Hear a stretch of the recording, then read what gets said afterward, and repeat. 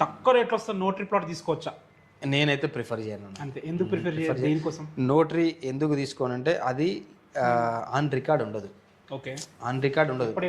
ఎప్పుడు ఏమైనా జరగచ్చు. ఇప్పుడు హైదరాబాద్ వచ్చి కూల్చొచ్చు, ఈ గవర్నమెంట్ నా ల్యాండ్ అని చెప్పొచ్చు, ఈ గవర్నమెంట్ ల్యాండ్లో నువ్వెలా కట్టుకుంటావు అని కూడా చెప్పొచ్చు. నేనైతే 100% నోటరీ ప్లాట్ ప్రిఫర్ చేయను. ఓకే. తక్కువ బడ్జెట్ అయినా కొద్దిగా లాంగ్ వెళ్ళి తీసుకోవడం బెటర్. తీసుకొని ఇన్వెస్ట్మెంట్ చేసుకోండి, ఎప్పటికైనా ఫ్యూచర్లో అట్లయినా వస్తుంది. మీకు అంత ఇబ్బంది ఉంటే ఏదైనా వేరే ఏదైనా కొనుక్కోండి. ఓకే అన్న, అసలు రియల్ ఎస్టేట్ ఫీల్డ్ సంబంధం లేని వాళ్ళు వచ్చి ప్లాట్ కొనుక్కోవాలనుకుంటే కంపల్సరీ ఈ ముఖ్యమైన విషయాలు మీరు ఫోకస్ చేయాలి అని అనుకుంటే మీరు ఏం చెప్తారు? అసలు సంబంధం లేదు real estate, first time plot కొంటున్నా, ఒక 3 ముక్కల్లో చెప్పండి నాకు కంపల్సరీ చూసుకోవాలని.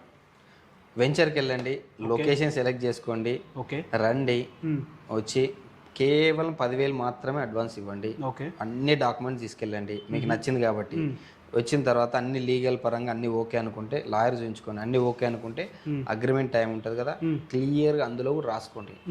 అగ్రిమెంట్లు క్లియర్గా రాసుకోండి. ఏదైనా వెంచర్లో ప్లాట్ తీసుకునే ముందు నేను నా అవసరాలకు నిమిత్తం రిజిస్ట్రేషన్ చేసుకోకపోయినా 45 days లోపు నా డబ్బులు మొత్తం రిటర్న్ రావాలి. ఓకే, రాసుకోవాలి. ఎందుకంటే కొంతమంది 25% కట్టిన తర్వాత ఇయ్యనని చెప్తారు. అది రాంగ్. ఎందుకంటే ఎవరి పరిస్థితి ఎలా అంటే తెలియదు.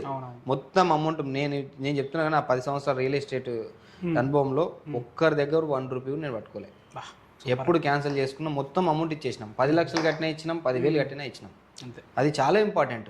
అందరూ అలా ఉండరు. అది రాసుకోవాలి క్లియర్గా. ఇవి 3 చెక్ చేసుకున్నారు అనుకుంటే మీకు ప్రాబ్లమ్స్ ఉండవు. అంతే. మరి నన్ను ఏమనుకోదు, ఒక 2 క్వశ్చన్స్ అడుగుతా, ఇంపార్టెంట్ క్వశ్చన్స్. ప్లాట్ కొనుక్కోవడం ఇంపార్టెంటా, ఇల్లు కొనుక్కోవడం ఇంపార్టెంటా? అంటే ఇది డిఫరెంట్ ఉంటుంది. అసలు దాని గురించి ఏం చెప్తారు మీరు? మీకు